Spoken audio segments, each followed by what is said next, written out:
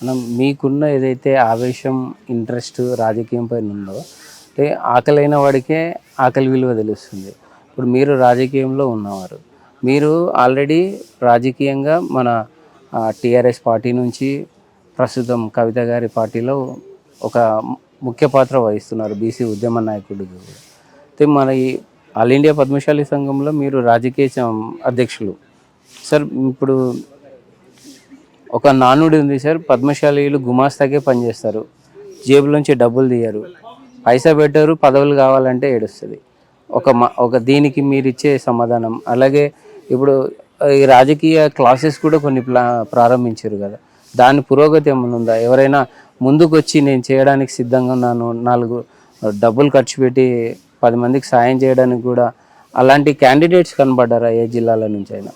ఖచ్చితంగా మంచి మాట మాట్లాడారు. మేము రాజకీయ శంకరావంతో మీటింగ్ పెట్టినాం, ప్రజలకు సమావేశాలకు, ప్రజలకు అవేర్నెస్ క్లాస్ తయారు చేస్తున్నాం. అదే బీసీ మీటింగ్ కూడా మా పద్మశాలి భవన్లో పెట్టి అందరు బీసీ సంఘ నాయకులను తెచ్చి సమూహం ఏర్పాటు చేసి ఒక వేదిక ఏర్పాటు చేసుకున్నాం. మొట్టమొదటిసారిగా తెలంగాణ రాష్ట్రంలో అన్ని బీసీ నాయకులు ఒక్క దగ్గర వేదిక వచ్చారంటే అది ఒక పద్మశాలి సంఘంలో వేదికలకు వచ్చారు, పెద్ద పెద్ద నాయకులు కూడా. సరే ఏం చెప్తున్నా అంటే, అంతిమంగా పద్మశాలి సమాజానికి చేనేత వృత్తిని కాపాడాలంటే అంతిమంగా రాజకీయమే లక్ష్యం అనేది మా ఆలోచన. రాజకీయంగా ఈ కడుపులో నొప్పి తెలిసిన వాడు, ఆకలి తెలిసిన వాడు నాయకుడిగా మారితే ఖచ్చితంగా వాళ్ళకి న్యాయం జరుగుతున్న ఆలోచనతో మా ఆలోచన కూడా అదే విధంగా ఉన్నది. మేము కవిత గారితో రాజకీయాల్లో ఉన్నప్పుడు కూడా కవిత గారితో అదే చెప్తున్నాం, మా వాళ్ళని కాపాడాలి, ఈ సమాజంతో పాటు అన్ని కులాలను కాపాడాల్సిన అవసరం ఉంది. సబ్బన్న కులాలకి ఇది ఆయుష్, అదేవిధంగా ఒక ఆధారంగా మారే అవకాశం ఉంది. కాబట్టి మరి మీరు అంటున్నారు డబ్బు లేదు ఈ సమాజానికి, డబ్బు లేకపోతే పని వస్తున్నారు. మా రక్తం మొత్తం దేశానికి దారపోసినాము. మా రక్తం తాత ముత్తాతల నుంచి నేటి వరకు కూడా సంపన్న దేశంగా మారడానికి మేము రోజు ఈరోజు యంత్రాలు రాకముందుకు మా శరీరం, మా యంత్రం, మా తెలివి యంత్రంగా మారి దేశాన్ని ఆదుకున్నాం. ఈరోజు మీరు ఎదగాలన్నప్పుడు మీకు డబ్బు కావాలంటున్నారు. మాకు బాధ కదా, డబ్బున్న వాడే రాజకీయాలు చేయాలన్నప్పుడైతే ఇక మరి రాజకీయాలు చేయాల్సిన అవసరం మాకే కార్యకర్త ఎందుకండి?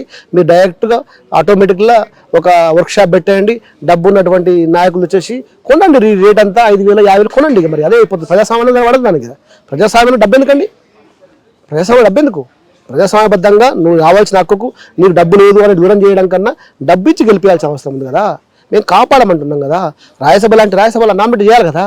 ఇప్పటి కార్పొరేషన్ నామినేట్ చేయలేకపోతున్నావు. ఎంత బుద్ధి అనిపిస్తుంది గవర్నమెంట్, కాంగ్రెస్ ప్రభుత్వం సిగ్గుండాలి కనీసం కూడా.